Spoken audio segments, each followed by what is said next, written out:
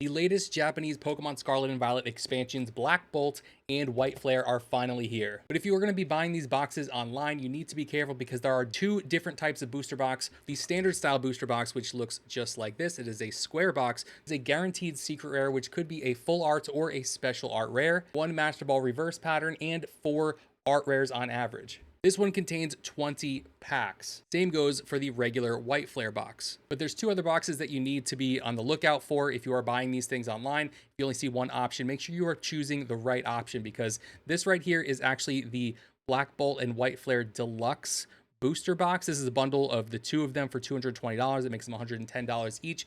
Basically the same price as one of these boxes right here. However, you only get 4 packs inside. Those packs are much larger. They're going to have 35 cards inside, but don't think that those cards are going to be, you know, all art rares or anything like that. It's going to have roughly the same pull rates as a regular box, as each of those 4 packs has a guaranteed art rare. You're going to get a couple of Pokeball reverses in each pack as well. And the rest of the cards are pretty much going to be bulk, but I don't know if you're actually guaranteed to get a full art secret rare or a special art rare in each of these boxes. And with it being priced roughly the same as a regular booster box that has 20 packs in it, you let me know in the comments, I guess, if you would prefer to open just 4 packs with, you know, almost 30 cards being non-hollows, or you'd rather open up 20 packs and see what you get for basically the same price. I personally would like to open up 20 packs. It's a lot more fun to open up more packs rather than spend $120 or $220 and get either 4 or 8 packs to open. So I don't know. You let me know down in the comments what you actually prefer. I prefer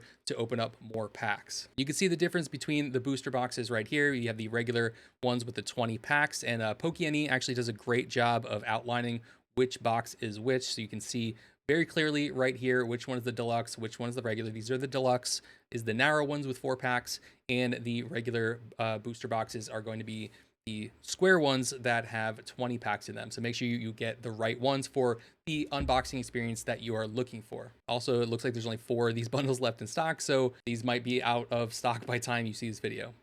But PokeFang is pretty good with doing restock, so we'll see what happens. But one of the things that actually scares me about opening this set, I keep saying set, it's actually 2 sets technically, but the thing that scares me the most about opening these boxes is just how incredibly large the set list is for these things. And that's because there is going to be over 60 art rares in each of these sets. And I mean, just look at the absolutely incredible cards that are in these sets. This is literally just the illustration rares and the secret rares that are in Black Bolt. And then we have White Flare as well, all the way down here on the list. Insane amount of beautiful illustration rares or art rares in Japanese, as well as the secret rares in the form of these full arts and these special illustration rares or special art rares, I should say.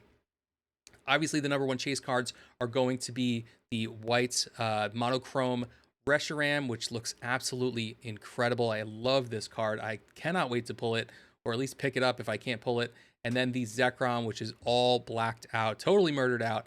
So freaking awesome. These cards are incredible. A lot of these art rares are absolutely incredible as well. Another Shinji Kanda artwork. This just caught my eye as one of my favorite artists. But make sure if you are opening these sets that you're opening the boxes that you want, because you're not going to be able to get the card that you want out of the wrong box. So make sure you are actually opening the correct set for the cards that you want to be pulling. That's pretty standard for Japanese, but that's also going to apply to the English set, because for the first time ever, we are getting a dual English set, just like the Japanese set. So we're going to get a Black Bolt and a White Flare in English coming out pretty soon, actually. I know the pre-orders and everything online were totally ridiculous, and a lot of people didn't get any, but I think they did a pretty good job with the bots this time, kicking all of them out. I was able to secure one of each of the boxes. I think they did a booster bundle drop pretty recently. I missed that one completely. It's going to be a very fun set to open, extremely challenging to master. I don't know if the pull rates are going to be any different in English. I'm hoping, honestly, that they're a lot like Crown Zenith, because Crown Zenith had some incredible pull rates and was an extremely fun set to open. But I don't know, because the Japanese pull rates for these boxes seems to be exactly the same as every other Scarlet and Violet main set, which does mean that you're going to have to open a lot more boxes to get the cards that you want. I highly recommend you go out and pick up singles for the cards that you want after opening a couple boxes just for fun. That's typically what I do. I have a set budget for each set that comes out. I open a certain amount of product. Anything that I don't pull that I wanted, I will go out and pick up the single via trades or on TCG Player or what have you. And if you're on a budget, I highly recommend you do the same. Don't go broke opening sealed products looking for a chase card. It's not worth it in the end. I know people who spent upwards of $6,000 trying to pull a Moonbryon from Evolving Skies, and at that point, they could have bought it several times over. It's just not worth it. But that being said, this Zekrom looks absolutely incredible. I love this. It kind of reminds me of the Pikachu and Zekrom promo from back in the day. This N obviously is a gorgeous, stunning artwork by the artist Rend, who I've mentioned here several times on the channel, is becoming one of my new favorite artists. I love this shallow depth of field. Look at that gorgeous bokeh in the background with those lights. If you're a photographer, then you know what I'm talking about. If you're not, then you might not know what I'm talking about at all. This Blitzel is adorable. I'm a big fan of Blitzel. I know not a lot of people are big fans of that evolution line. Joltik's one of my favorite Pokemon. This artwork by Hayao Nosuke is actually pretty awesome. Very moody, and Joltik kind of stands out a lot in it. I don't know if I'd say it's one of my favorite Joltik artworks, but it's pretty good. We got my little trash boy, Trubbish. I absolutely love this Pokemon. Looks like he found some kind of, is that a pill bottle? Let's hope not. Let's quickly take a look at all of the gorgeous art rares that are going to be in the Black Bolt box, potentially, that we're going to open today. So many beautiful artworks, a lot of familiar names. Obviously, Tomokazu Kumiya is a familiar name, makes some incredible cards in the TCG. We have so many. Wow, look at this Victini. That is so nice. I think I saw this one. Is this going to be the promo potentially? I feel like that could be the case. I've been honestly away from my computer for quite a minute now, so I'm a little bit behind. But let's see what we have here. Some really nice artworks. I love Litwick. Love Lampent. This is a gorgeous artwork. Lighton. That's a very appropriate name. Is it Ligton or Lighton? I don't know how you pronounce that name, but that is a gorgeous artwork. I absolutely need to have that. You guys know I love the purple and the ghosties and all that stuff. And then we have the Chandelure, looking like straight out of Beauty and the Beast or something like that. Meets Poltergeist. Beautiful artwork there. Wow, that Volcarona is really cool too. Akira Igawa crushing it as always. These are all in Black Bolt, guys. So again, there's that Seismitoad. Looks freaking awesome. Oh man, so many great artworks in this one. Some of them better than others, but a lot of them are pretty consistent. Some of them have a lot of like strange neutral space around them, where I almost feel like these were definitely not planned on being a full-size card. Like this was supposed to be a regular common or I guess common basic card, where there would be a window on there around this thing, because all this like neutral space not really doing anything or storytelling wise seems a little bit forced. Kind of strange, but you know, we'll see what happens. I think some of the artists intuitively make theirs sort of full bleed in anticipation of being potentially a full art card. But G-Men Bubble Solosis, which is kind of standard mode for Solosis, just like our Bubble Mew, same artist, very, very cool. Let's see what we got here. Some really nice ones. Obviously, I love this evolution line too, and they always remind me of Breath of the Wild. Again, still reminding me of Breath of the Wild. Very cool stuff going on here. Not a big fan of this evolution line with the Girder and the Conkeldurr. Ooh, this Dwebble artwork is incredible. Wow. Okay, so Crustle also looking awesome. Got the Tornadus or Landorus. My bad. Got our little dark bug guys. Oh, that's a really cute Sandile, actually. It's kind of cool. It's like a cutaway where you could see them swimming under the sand, just like how you would see Pokemon swimming under the water. That's pretty interesting. More great artworks going on here. Again, here's another one that has by Daisuke, which is an artist that I actually like.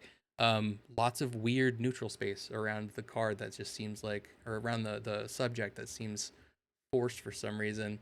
But most of these are looking pretty awesome. Not everyone can be a winner, but these are looking pretty good. And then we have our full arts and our full art supporters. And then we have our special art rares.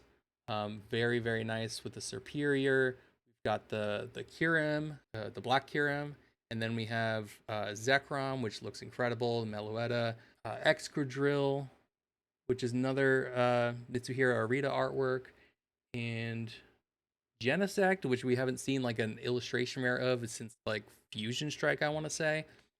And obviously looks incredible, if I didn't touch on that earlier, by Rend, one of my favorite artists now. Favorite new artists, where you have that nice shallow depth of field background with that nice bokeh effect on the background of the Ferris wheel. And then of course we have the new absolute goats, the kings of these sets. We have Zekrom in the black monochrome secret rare, which looks incredible. I'm so stoked that we're gonna be getting these in English, because there's been a lot of times we've had great cards to look forward to in English and we never ended up getting them. And these are all of the cards that are going to be in white flare potentially, which is just so crazy to think that there's so many of these cards. I hope you guys are able to like pause this and take a look at some of these cards, or go back and watch this maybe in slow motion or something like that. So many great cards. I'm just going to call out the ones that I like. I love that Oshawott right there. It's so cute. That Duat and that Samurott evolution line looks pretty sick. If it looks like a duck and it quacks like a duck, it's probably a duck. We got our little ice cream guys. We have an adorable little Blitzel artwork, which I'm a big fan of Blitzel. I know a lot of not a lot of people really care much for Blitzel or Zebstrika, but I really like this Pokemon. I like its design, and I think it's absolutely adorable that it's kind of seeing its reflection maybe for the first time, which is super cute. Great artwork there. Joltik's one of my favorites. We got that Woobat looking super cute. Some really cool cards in here. We got the Goth Queen over here with the celestial background looking like a straight up tarot card. We have someone's favorite, and then we have a couple more art rares here. Obviously the Archeops and stuff like that, those usually have some pretty great artworks because it's such a colorful Pokemon. Such a great one. This is a cool card as well, and some of these are like low res kind of scans, so I think they're gonna look even better in person. Oh my gosh, Matazo just crushing it again. That artwork right there. Tetsu Kayama. I think I have pointed out this artist in the background with this pointillism style. It's very cool to see this in a Pokemon card. See, we got my Trash Boy. Love my Trash Boy. Love Zoroark. Love to see Zoroark. You know, we're getting a Hydreigon, so we have the pre-evolutions, of course. Got the Clink Clank Clink Clank Clank Clank Clank Clank evolution line. Is this a Durant? This is a sick artwork right here, actually. I like this one a lot. This kind of reminds me of like those cutaways that we had in like the Scholastic Book Fair, where you can kind of see inside of an ant colony, or like, you know, half of the Titanic or something like that. I don't know if you guys remember those or not, but wow. Okay, so Drotagon also looks awesome. Man, I'm like losing my voice today. Sorry, guys. Lillipup, super cute card right there. Love this one. This one reminds me a little bit of the Eevee promo that we got in one of the recent sets. I wonder if that's the same artist, but these are looking pretty good. And then we have obviously our full art Pokemon for this set.